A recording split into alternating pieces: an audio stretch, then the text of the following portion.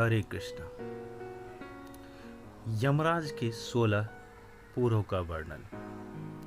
भगवान ने कहा, हे खगेश, इस प्रकार करुण क्रंदन और विलाप करते हुए अधिक दुखित प्रेतों को 17 दिन तक अकेले वायु मार्ग में ही यमदूतों के द्वारा निर्दयता पूर्वक खींचा जाता है। 18वां दिन रात पूर्ण होने पर पहले वह यमपुर पहुंचता है। उस रमणीक नगरों में प्रेतों के महान गण रहते हैं।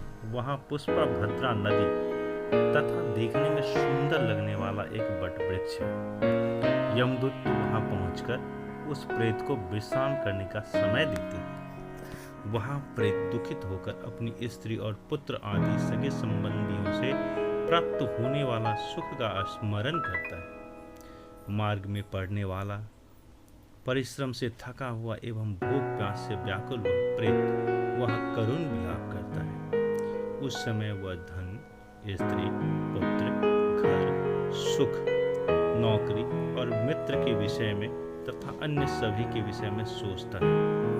उस नगर में भूख प्यास से पीड़ित उस प्रेत को देखकर यमदूत कहते हैं।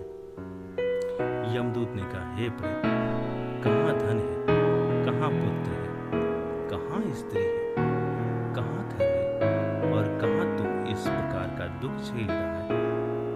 चिरकाल तक अब तू अपने कर्मों से अर्जित पापों का भोग कर और इस महापथ पर चल।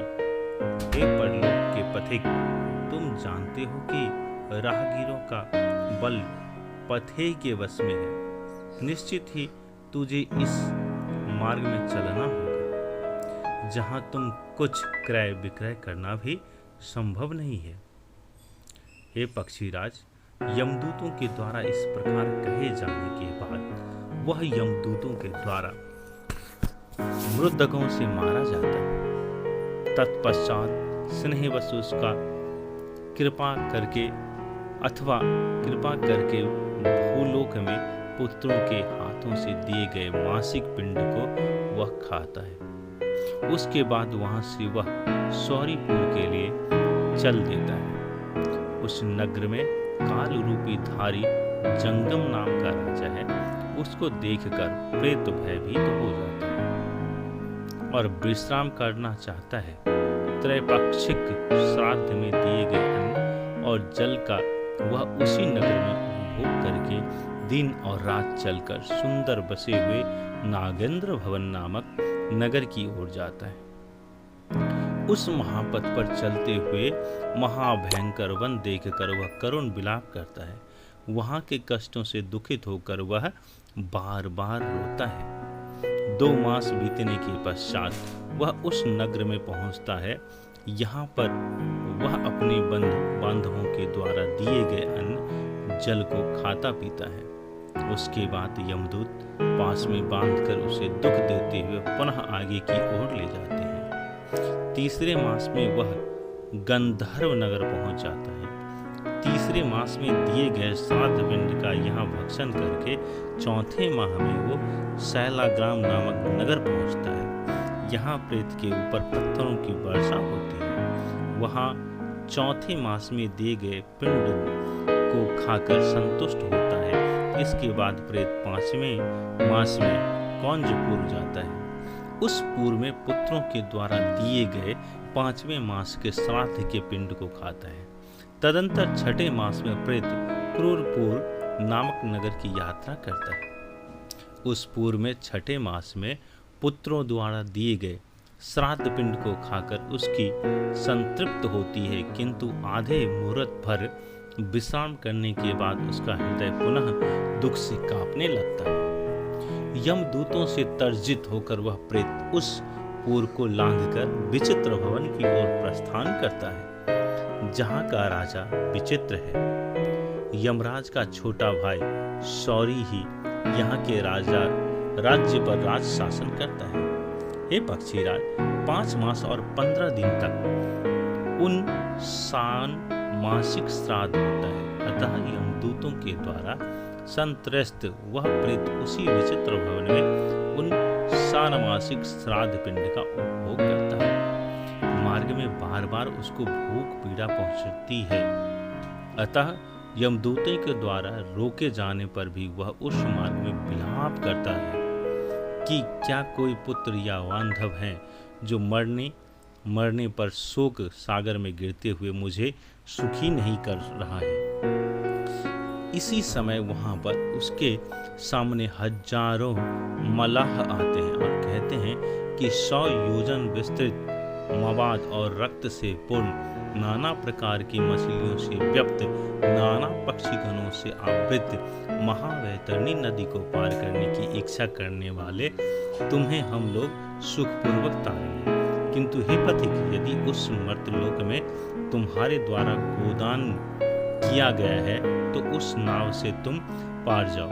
मनुष्यों का अंत समय आने पर वैतरणी गोदान ही हितकारी होता है, अतः शरीर स्वस्थ रहने पर वैतरणी व्रत करना चाहिए और वैतरणी नदी को पार करने की इच्छा से विद्वान ब्राह्मण को गोदान करना चाहिए। वह पापी के समस्त पापों को विनष्ट करके विष्णु लोक ले जाता है। जिसने वैतरणी दान नहीं किया है वह प्रेत उसी नदी में जाकर डूबने लगता है।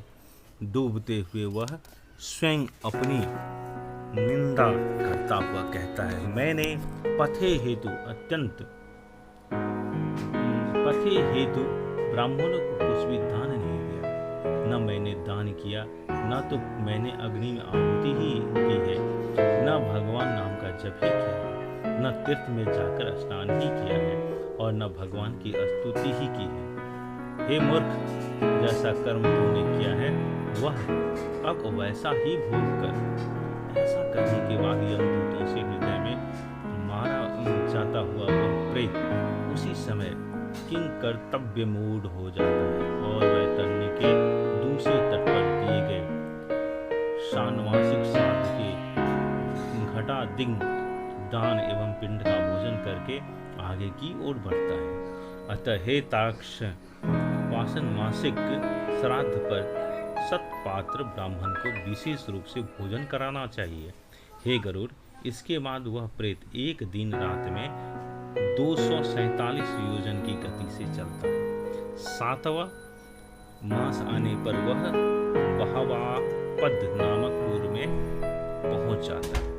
7वां मासिक श्राद्ध में जो कुछ दान दिया गया है उसको खाकर 8वें मास की समाप्ति पर उसकी यात्रा दुखदपुर और नाना कंदनपुर की ओर होती है। अत्यंत दारुण क्रंदन करते हुए नाना कंद गणों को देखकर वह प्रेत स्वयं शून्य हृदय एवं दुखित होकर बहुत जोर जोर से रोने लगता है। वह 8वें मास के श्राद्ध को खाकर वह सुखी होता है। नगर को छोड़कर वह तप्तपुर चला जाता है। सुप्त भवन में पहुंचकर प्रेत 9वें मास में श्राद्ध में पुत्र के द्वारा किए गए पिंड दान एवं कराए गए ब्राह्मण भोज को खाता है। 10वें मास में रौद्र नगर जाता है। वहां वह 10वें मास श्राद्ध का भोजन करके आगे स्थित कयोवर्षण नामक पुर के लिए चल देता है। वहां पहुंचकर वह 11वें मास श्राद्ध का भोजन करता है। वहां मेघों की ऐसी जलवर्षा होती है जिससे प्रेत को बहुत ही कष्ट होता है।